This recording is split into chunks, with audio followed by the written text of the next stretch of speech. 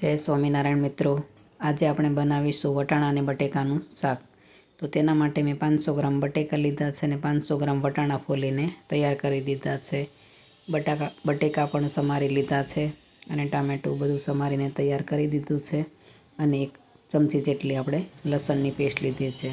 હવે આપણે ગેસની ફ્લેમ ચાલુ કરી દઈશું અને કુકરમાં શાક જાજું છે એટલે 4 પાવડા જેટલું તેલ ઉમેરીશું અંદર.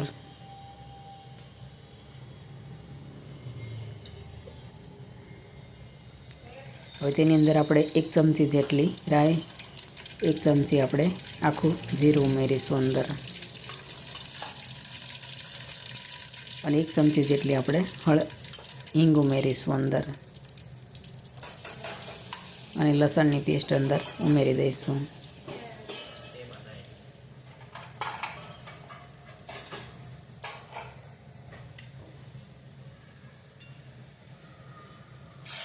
પછી તેની અંદર આપણે વટાણા ઉમેરી દઈશું. વટાણા ફૂટીને ઉડે છે એટલે આપણે એનું ઢાંકણ ઘડીક આડું કરી દઈશું કે જેથી બહાર ઉડે નહીં. પછી તે બધું આપણે હલાવી લઈશું.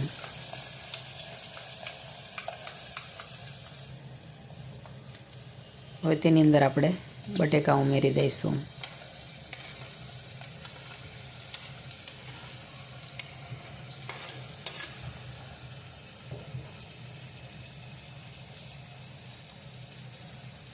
પછી તેની અંદર આપણે ટામેટું ઉમેરી દઈશું. બધું હલાવીને આપણે મિક્સ કરી દઈશું.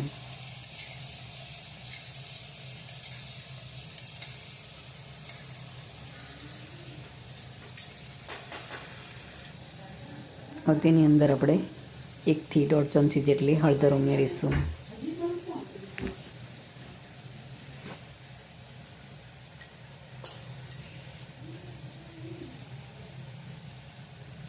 અને 3 થી 4 ચમચી જેટલી લાલ મરચું ઉમેરીશું.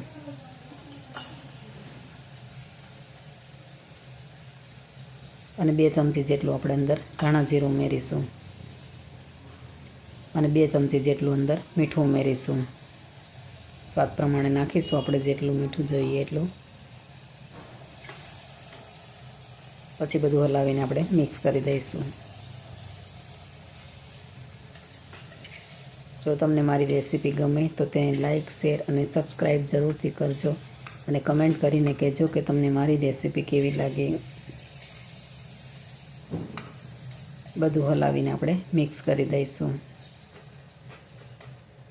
હવે તેની અંદર આપણે 1 થી 1.5 ગ્લાસ જેટલું પાણી ઉમેરીશું.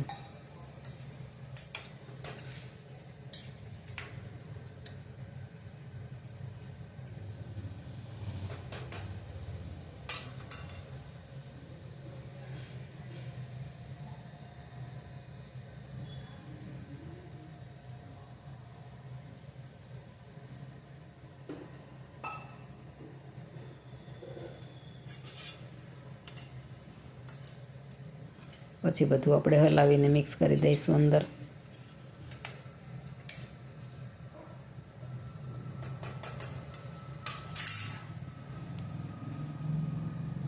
અને પછી આપણે કુકરનું ઢાંકણ બંધ કરી દઈશું